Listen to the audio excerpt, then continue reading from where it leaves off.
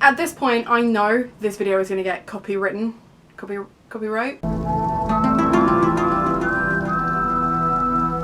Copyright claimed. Copyright claimed. I know it's going to be copyright claimed, but I don't earn any money from these videos. I do it just for the love of it, and that is why I'm able to make the most of this as I stand without panicking like, oh, my ad revenue. I don't have any ad revenue. I have no revenue. We're very broke at the moment. I put out a poll the other day that asked if I was to make a playlist based on a book, which would you go for? And obviously there was a resounding Crescent City cry, so that is what I've done. I have made a playlist based on this book. Music's quite important to me. I am not musically talented at all. I learnt the saxophone for 2 years and then my teacher asked me to stop. Saxophone, because I hadn't improved over 2 years. But for me, music is intrinsically tied to nostalgia and feeling, and I love to dance. And for me, I just felt like actually this book was kind of perfect to create a playlist to go with. It was actually my brother's suggestion to make a book-related playlist, so you should all thank him too. But essentially what I've done is I have curated songs into a playlist which I've then called Crescent City. I will put the link in the description below if you want to listen to it or follow it or whatever. I will probably do more of these, especially whilst I'm not making any money, because I can make the most of it. But I just want to talk you through the songs that I chose, why I chose them, and then hopefully it will make your COVID-19 quarantine a little less sad, because you can put this playlist on, enjoy a read. I would not recommend reading alongside this playlist. This is not a read with me, calm, cool, collected. This is a, Bryce Quinlan is a party girl at heart. This is the kind of playlist she would listen to. So I'll go through each of these songs and kind of tell you why I chose them, what the lyrics mean, etc. However, there was one song I could not add to this playlist and it broke my heart because it is not on Spotify. If you have not watched I've Got to Reread Crescent City by Becca and the Book, what are you doing? Go and watch that after this video, because, you know, my videos need it more than theirs. Hopefully I'll be able to get that on the playlist as soon as possible. We're just waiting for Becca to sort it out and just work out how to get her songs on Spotify, and then playlist will be officially complete. In the meantime, let's start.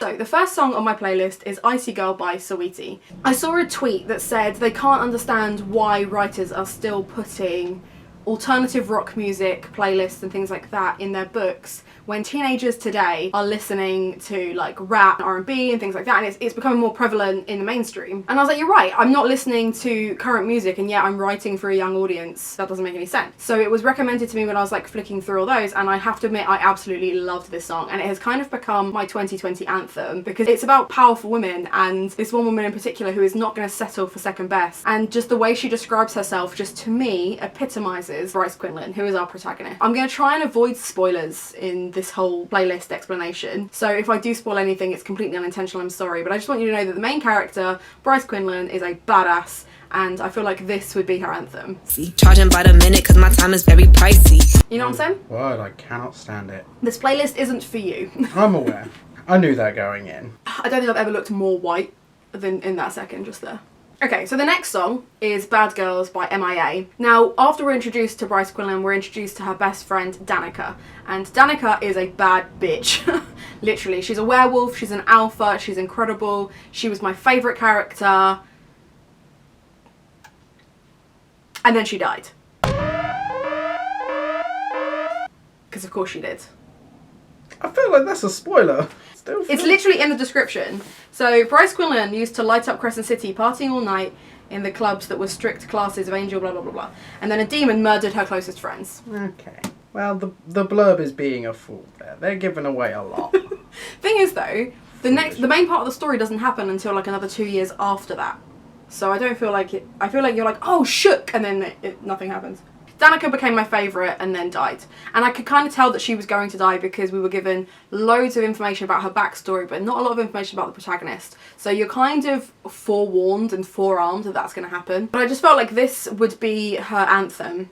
Especially because this is a song that used to play when I used to go clubbing many moons ago. This was the song that was played everywhere you went. This was played at some point, and this would bring all of the girls onto the dance floor if they weren't dancing already, because it was like the song of like my teenhood, where you're like, yes, I'm a powerful fucking feminist and I can do whatever I want. And another reason I'm, you know, definitely not earning any money is because of how much I swear, but I got really excited. So the next song is again a Bryce Quinlan based song. She goes on a really bad date, and I don't feel like this is spoilers because this is literally all in the first 3 chapters. She goes on a bad date and she kind of explains to us that she has a real issue with males of all species because they seem to think that they can control her and boss her around, and actually she's powerful enough that she doesn't need that shit, and she kind of just moves on. So the next song is Disclosure's White Noise. This was another one where when I was clubbing a lot would come on every single night, and again would bring all of the girls onto the dance floor, and I just feel like there's this really great friendship group between the 4, like the main character and her 3 best friends, and it's all very kind of like female dancing and just having a good time and not giving a shit,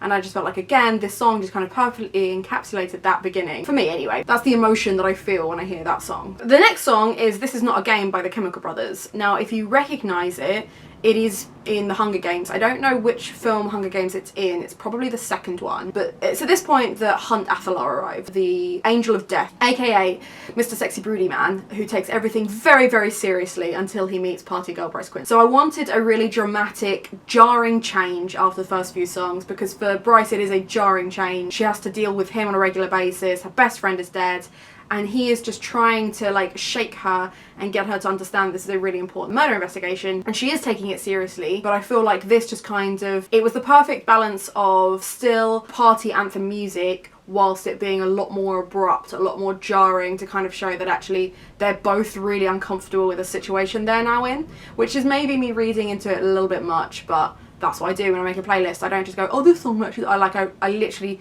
sat there and thought, okay, well this song would need to come next, because it's that kind of, the angels have arrived, the cavalry is here, something has gone horribly wrong, let's solve a murder. We are introduced throughout to more characters, and one of the characters is Rune Danan. I think that's how you say his name.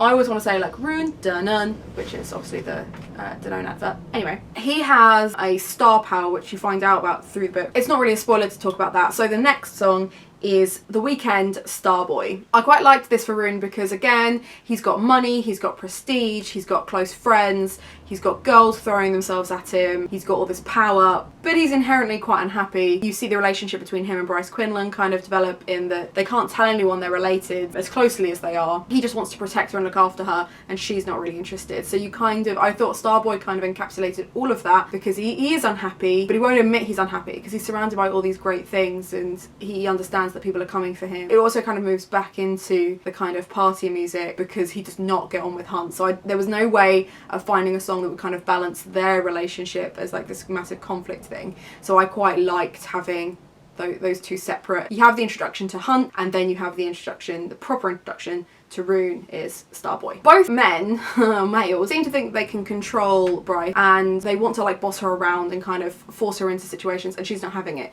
So the next song on my playlist is Sia's Chandelier, because she is really unhappy, and actually something that I wasn't expecting with Sarah J Maas's work was how well she kind of looked at the trauma of losing a close friend, and everyone is making assumptions about their relationship and assuming that her and Danica are lovers or sisters or whatever, and it's like, actually no, you can have these powerful relationships with your friend and you don't have to have those ties for it to still be important. So I thought we'll have a sad song that's not really, again, it's still a bop, it's still, you're still dancing to it, but it's to show that actually Bryce Quinlan is dealing with a lot more inside than she will ever let the world outside know. Everyone still thinks she's a party girl, everyone still thinks she's drinking, but actually she's going through a lot. The next song, again, is another jarring one. We have Firestarter by Prodigy. Now, hear me out. The main story actually kicks off when an explosion happens and loads of people are hurt, and the stakes are raised quite dramatically from Bryce and Hunt arguing to them actually being like, people are dying, people are getting hurt, let's get involved kind of thing. So Firestarter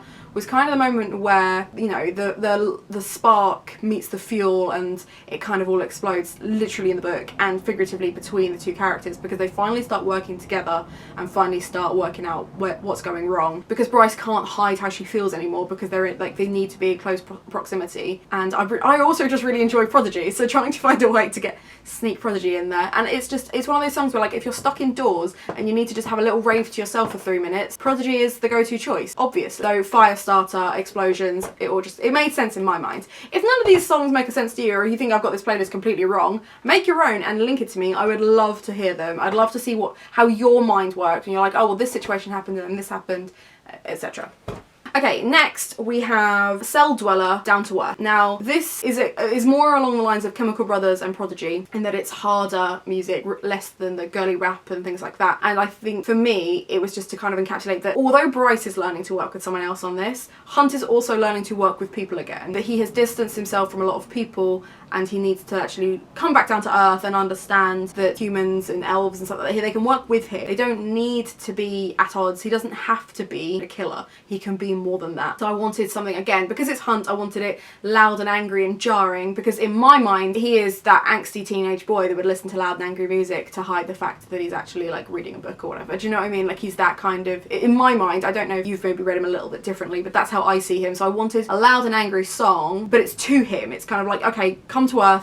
You're gonna have a sharp shock when you realise that actually you can work people and you can grow attached to them, and then bad things can happen to them. So the next song is Can You Feel My Heart, which is Bring Me the Horizon. The more Hunt and Bryce Quinlan work together, the closer they understand each other. I wanted a song that would kind of encapsulate that. I also just really enjoy Bring Me the Horizon, and I feel like when I got to this part in the playlist, the story, because the stakes were raising, in my mind was getting more dramatic, and therefore I wanted something that would show that change, that dramatic change, especially because Bryce Quinlan seems to be underrated by absolutely everyone, and Hunt is one of the few people that she actually shows her vulnerable side to. And her vulnerable side usually comes out quite aggressively because she doesn't want to appear vulnerable. She's in a situation where she doesn't have as many powers as everyone else, she's not as strong as everyone else, so all she has is that aggression, which I can completely relate to, obviously. So I really enjoyed that, and I thought actually that song would match that quite perfectly. And then it's followed swiftly by Bad Guy. So Bad Guy by Billie Eilish, it's one of my favourite tunes, and I just feel like it's great because, again, it's that whole, she's treated like shit by alpha males because they think, well, because they're stronger than she is or they're more powerful than she is, that they can own her and control her, and she is not having any of that. And it just felt like a really nice reminder that actually Bryce Quinlan is a powerful boss bitch, and she's not gonna be messed around. We then have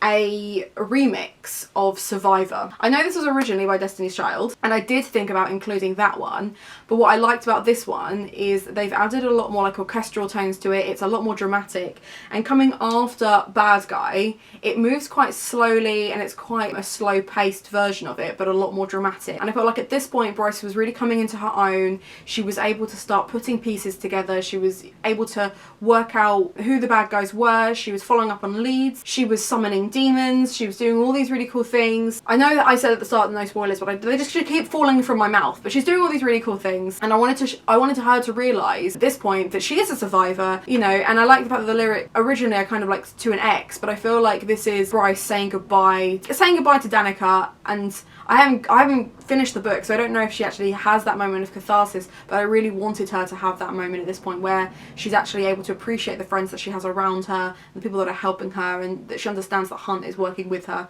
etc. If you haven't worked it out already, I do ship them 100%. I think it works really well. I think Sarah J. Maas has kind of nailed that kind of like slow burn relationship. I've really enjoyed reading it, and I just thought that at this point she just needed reminding that she's a survivor, that she can do. I mean, she's been trained to kill people. She's you know, awesome. The next one goes back to that kind of rave theme, because I feel like I needed something to kind of like round it off, and if you're going to listen to it in order, that's great, but if you're going to listen to it on shuffle, then I would need to throw in a few more songs that, again, just kind of encapsulate Bryce Quinlan and like as the main character and as my favourite character, to just kind of show that kind of party girl spirit. So you've got Golda, which again, it just went with the other song so well, and I just really enjoyed having it in there. So when I was listening to it this morning and kind of dancing along, it was just, yeah, it just got me on my feet, and I love dancing to it. And then the last one is Light It Up by Major Lazer.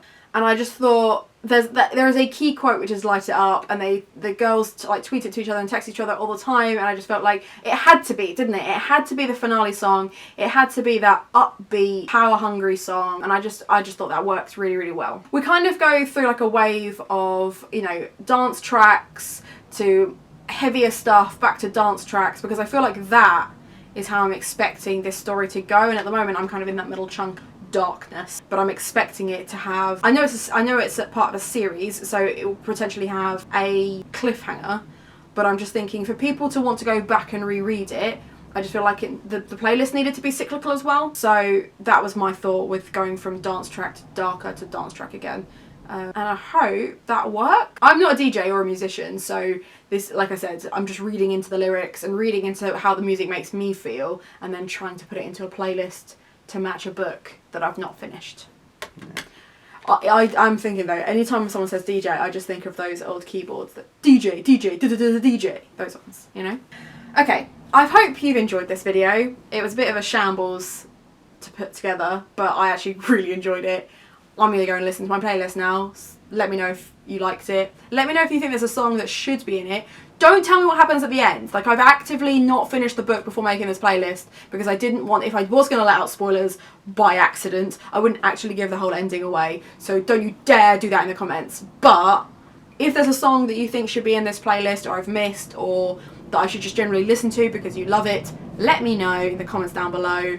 Have a nice day, and try not to cry too much.